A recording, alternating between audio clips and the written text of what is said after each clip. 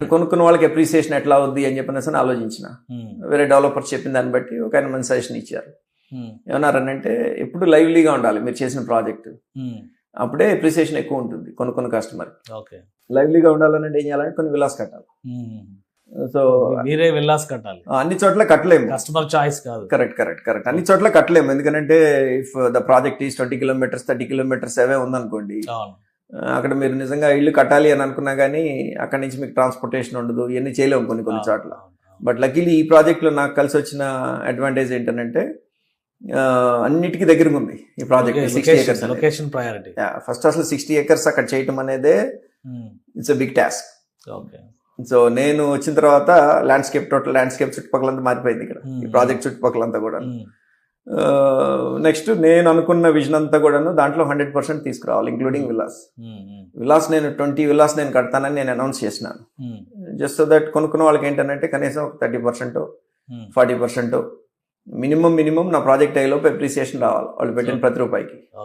విలాస్ కట్టి లైవ్లీగా పెడితేనే దానికి వాల్యూ వస్తుంది కొనుక్కున్న కస్టమర్కి అనే ఉద్దేశంతో 2 years మెయింటెనెన్స్ మొత్తం నేను పెట్టుకున్నా. ఈ ప్రాజెక్ట్ మెయింటెనెన్స్ మొత్తం ఈ ఫెసిలిటీస్ ఇవ్వటమే కాకుండా ప్లస్ 3 years అక్కడి నుంచి 3 yearsకి కస్టమర్కి నా దగ్గర కొనుక్కోవాలి అని అంటే ముందుగానే ఆ 3 years కూడా మెయింటెనెన్స్కి మీరు ఫీజు పే చేయాలి అని చెప్పి ఆ 3 years మెయింటెనెన్స్ డబ్బులు కూడా ముందుగానే తీసుకొని ఆ maintaining that maintenance account, so that 5 ఏళ్ళు మీకు కంప్లీట్ గా ప్రాజెక్ట్ లైవ్లీగా ఉండాలి.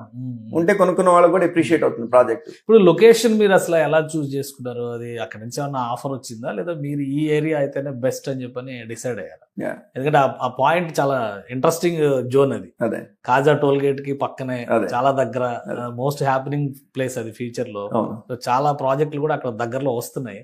ఆ లొకేషన్ ఎలా చూస్ చేసుకున్నారు? సో నాకు ఆ లొకేషన్ ఎందుకు చూస్ చేసుకున్నాను అని అంటే కనుక that is the most happening location after the capital.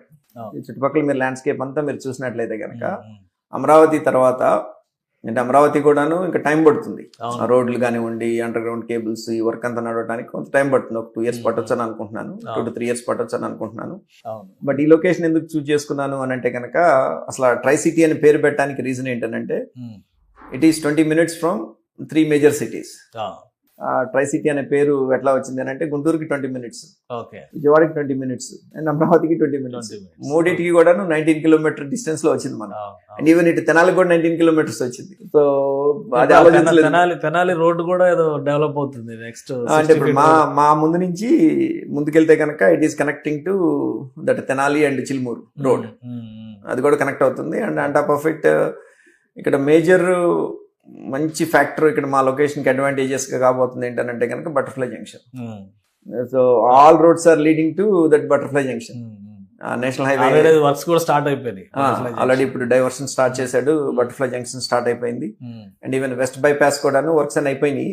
ఈ బటర్ఫ్లై జంక్షన్ అవగానే అది కూడా మొత్తం మీకు ఓపెన్ చేసేస్తున్నారు. And on top of it ring road ఇక్కడే కనెక్ట్ అవుతుంది, ఇన్నర్ రింగ్ రోడ్. వస్తుంది. And outer